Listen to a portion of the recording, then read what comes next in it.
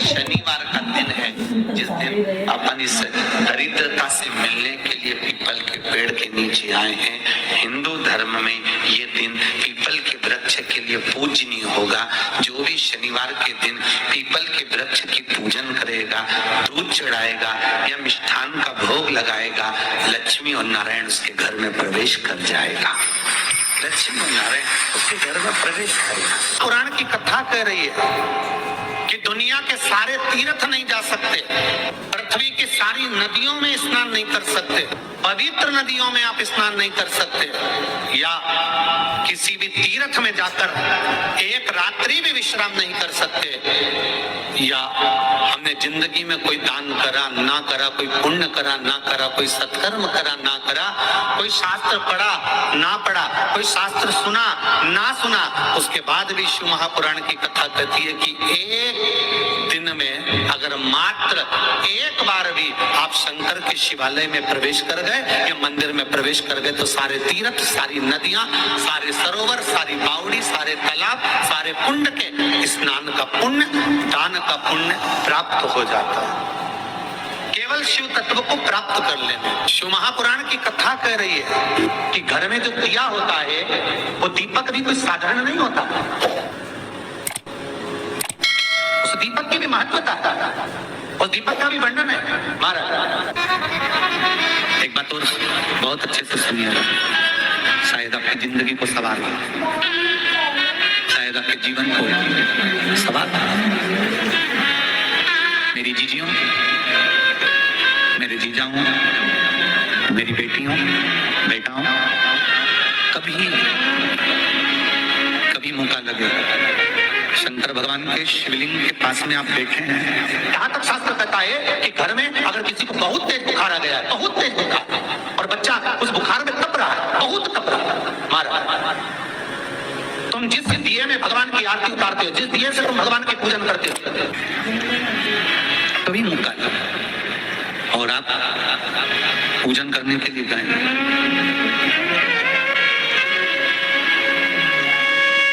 कभी पूजन करने के लिए, और आपको शंकर भगवान के शिवलिंग के पास में या शंकर भगवान के शिवलिंग के ऊपर कनेर का अगर पीला फूल देखा है ना आप लोगों ने, अरे बोलो तो जमते, देखा है कनेर का यदि पीला फूल शिवलिंग के आसपास में या शंकर भगवान के ऊपर कहीं रखा हुआ भी दिख जाए, विषम परिस्थिति हो, बहुत हिम्मत ना हारते हो, तभी भगवान अकेले में एकांत में आप पहुंचे उनके पूजन के लिए। कनेर का पुष्प वहां रखा, चाहे वो जलाधारी पर रखा हो, चाहे वो शिवलिंग के पास में रखा हो, शिवलिंग पर रखा हो, उस कनेर के पुष्प को अगर आप 5 जगह में स्पर्श कराकर अपने हृदय की बात कहकर वापिस महादेव को समर्पित कर देते हो तो भी मेरा महादेव तुम्हारे दुख का निवारण कर देगा। अब वो 5 स्थान, तो 5 स्थान, पहला गणेश जी, गणेश जी का जो स्थान होता है वह जगह, दूसरा षडानंद कार्तिक,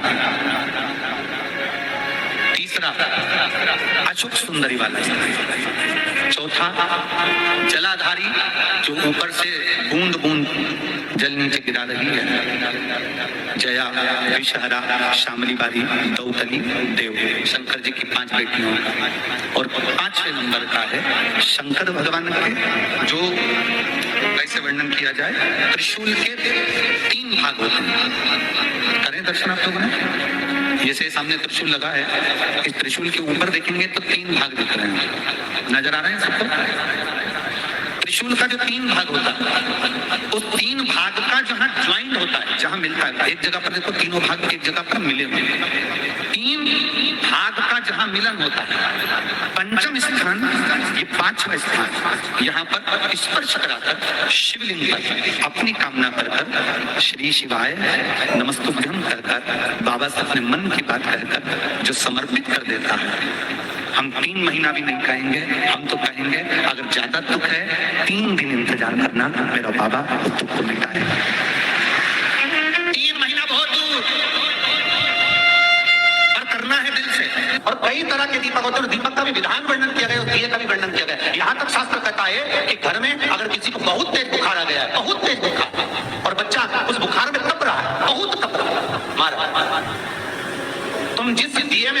आरती उतारते हो, जिस दिए से तुम भगवान की पूजन करते हो, उस दिए की बत्ती को नीचे डाल दीजिए और उस दिए को पानी की बाल्टी में धो दीजिए। कौन सी बाल्टी में? जिस बाल्टी के पानी से आप बच्चे को स्नान करा सकते। केवल भगवान पर से ले जाकर, पास में से ले जाकर बाल्टी में थोड़ी देर डाल दो और उस बाल्टी के पानी से उस बच्चे को स्नान करा दीजिए। 15 से 20 मिनट, आधा घंटा लगेगा बच्चे का। बड़ी बेचैन दिख रही हो तुम, क्या बात है? पार्वती जी कहती है देवव्रत, कश्मीर प्रदेश का एक भक्त देवव्रत बेलपत्री के वृक्ष के नीचे बैठकर आपका मंत्र जाप करता। मैं आपको जगाना नहीं चाहती थी, पर बेलपत्री के वृक्ष के नीचे लक्ष्मी झाड़ू लगाती है, सरस्वती वीणा बजाती है, इंद्राणी उस बेलपत्री के वृक्ष के नीचे जल का सिंचन करती है, 33 कोटि देवी देवता उस बेलपत्री के वृक्ष की जड़ में विराजमान होते हैं।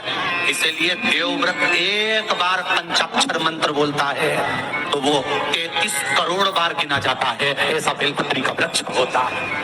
बेलपत्री के वृक्ष के नीचे एक बार अगर भगवान का नाम लिया जाता है तो वो 33 करोड़ बार, 33 कोटि बार गिना जाता है। एक मंत्र केवल नमः शिवाय, ओम नमः शिवाय, नमः शिवाय, ओम नमः शिवाय, 33 कोटि बार गिना है। 33 कोटि। इतना सुंदर लिखा है। वही वाली बात आ गई जो पहले कथा में कहा, अपने लिए अच्छा वाला घी छाट के लाना, अच्छी कंपनी का लाना, और जब यज्ञ करने बैठे, पूजन करने बैठे, हवन करने बैठे, भगवान का तुम पाठ पूजन करवाइए, पूजा वाले दुकान पे बोलना कि पूजा का घी चाहिए, तो वो पूजा का सामान बेचने वाला भी चतुर था, उसने पूजा का ही घी दिया। तो इन्हें पूछा भैया ये घी कितने का? तो क्या 80 रुपए का? तो 80 रुपए का आधा किलो? तो क्या पूजा का है? भारत की भूमि पर, स्मृति लोक में, पूरे विश्व में ऐसे कई घर हैं जिनके घर में गुजारा करने की भी आफत है, पहनने के कपड़े नहीं, किसी के यहाँ पर भोजन नहीं, किसी के यहाँ जमीन नहीं, किसी के यहाँ दुकान नहीं, कोई पूरी जिंदगी किराए के मकान में निकाल देता है। नहीं है।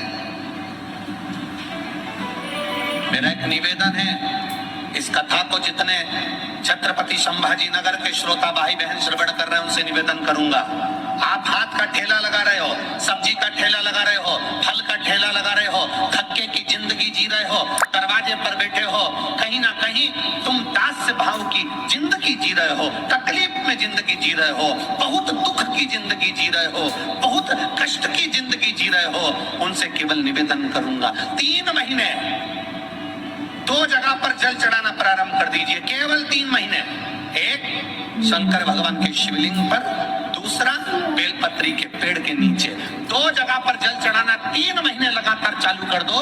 बाबा तुम्हारा हाथ पकड़कर तुम्हें उन्नति की सीढ़ी पर चढ़ा दे। हमें कोई चमत्कार करना नहीं आता, और ना हम कोई तंत्र विद्या या मंत्र विद्या जानते हैं, ना हमारे पास में बेल है, ना हमारे पास में भभूति है, हमारे पास में तो केवल शिव का नाम है। आप श्री शिवाय नमस्तुभ्यम बोलो, ओम नमः शिवाय बोलो, नमः शिवाय बोलो, चाहे महामृत्युंजय मंत्र बोलो, उसका स्मरण करते करते भगवान शंकर के शिवलिंग पर जल, और उसी पात्र में जो जल तुमने शंकर जी को चढ़ाया है उसमें से बचा हुआ थोड़ा सा जल बेलपत्री के पेड़ के नीचे चढ़ाना प्रारंभ कर दो। अलग से बेलपत्री के पेड़ के नीचे चढ़ाने के लिए अलग से लोटा भर के जल जरूरत नहीं पड़ेगी। जो तुमने शिव जी को जल चढ़ाया, जो तुमने देवादिदेव महादेव को जल चढ़ाया, बस उसी पात्र का जल शंकर जी को चढ़ाओ, उसमें से बचा हुआ थोड़ा सा जल बेलपत्री के वृक्ष के नीचे चढ़ाना प्रारंभ करना। कौन सा बेलपत्री का वृक्ष? जिसकी छाया आपके ऊपर आ रही।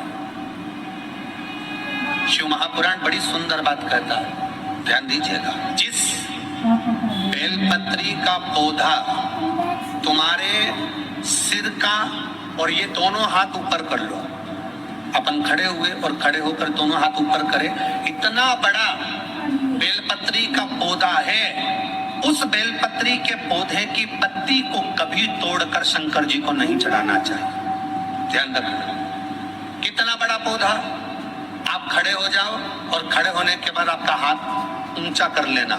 इतना बड़ा पौधा है, उस पौधे की पत्ती बेलपत्री को तोड़कर शंकर भगवान को कभी नहीं चढ़ाना। शंकर भगवान को उस बेलपत्री को, उस वृक्ष की पत्ती को तोड़ना चाहिए जो वृक्ष तुम्हारे हाथ से थोड़ा सा ऊंचा हो, जिसके लिए तुम्हें हाथ और ऊंचा करना पड़ रहा हो। जैसे एक बच्चा अपनी माँ की गोद में बैठने के लिए दोनों हाथों से उचकता है, आवाज लगाता है, उचकता है, आवाज लगाता है, हाथ ऊपर करता है, तो माँ उस बच्चे को गोदी में ले लेती है। उसी तरह उस बेलपत्री के वृक्ष की पत्ती तोड़ना चाहिए जिसने थोड़ी उन्नति कर ली हो, जो थोड़ा ऊंचा हो गया हो। तुम उसको पाने का प्रयास करो तो भगवान भी तुम्हें अपनी गोदी में ले ले। ऐसे वृक्ष की पत्ती तोड़। अब तुम छोटा सा पौधा, बिल्कुल जरा सा पौधा, उसी की पत्ती तोड़कर महादेव को चढ़ाओगे, ये श्रेष्ठता नहीं। यदि बेलपत्री का पेड़ आपके यहाँ है और मान लो कई लोग बेलपत्री गमले में लगाते हैं या छत के ऊपर लगा देते हैं, बेलपत्री का वृक्ष जो होना चाहिए वो घर के ठीक पीछे के भाग पीछे के, या बेलपत्री का वृक्ष अगर पीछे नहीं है तो आप अपने घर से जब बाहर निकलते हैं तो राइट हैंड की ओर बेलपत्री का वृक्ष होना चाहिए। आप जब घर से प्रवेश कर रहे हैं बाहर की ओर निकल, वो सुख का अनुभव करा। यदि घर से निकलते समय बेलपत्री का पेड़ लेफ्ट में अगर आता है, आप जिस घर से निकल रहे हो लेफ्ट में अगर बेलपत्री का पेड़ आता है तो आप 1 रुपए कमाएंगे, 1.25 रुपए खर्च होगा, पैसा हाथ में टिकेगा नहीं। घर में 10 लोग भी कमा रहे हैं तो पैसा घर में टिकेगा नहीं, आएगा जरूर, सारे काम होंगे पर टिकेगा नहीं। यदि लेफ्ट राइट भाग का बेलपत्री सुख का अनुभव